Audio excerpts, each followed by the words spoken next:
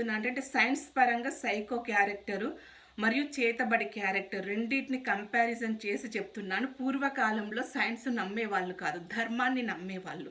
అప్పుడు వాళ్ళు ధర్మాన్ని అనుసరించి చెప్పేవాళ్ళు. ఇప్పుడు నేను సైన్స్ను బేస్ చేసి ఇది సైకో క్యారెక్టరు, అదే చేతబడి చేస్తే ఈ బట్టలు, మట్టి, వెంట్రుకలు ఎలా తీసుకెళ్తాడో ఈ సైకో కూడా అలా తీసుకెళ్ళాడు.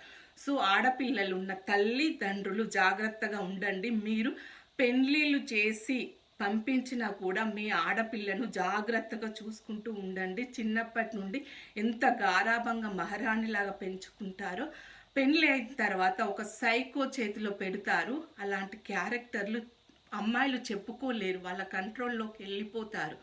కాబట్టి మీరు వారిని జాగ్రత్తగా చూసుకోవడమే కాకుండా ప్రతి కదలికను ఎప్పుడు గమనిస్తూ ఉండాలని కోరుకుంటున్నాను. సో అందరూ బాగుండాలి, నేను కూడా బాగున్నాను. Thank you so much. మీ మంజుల తుమ్మ.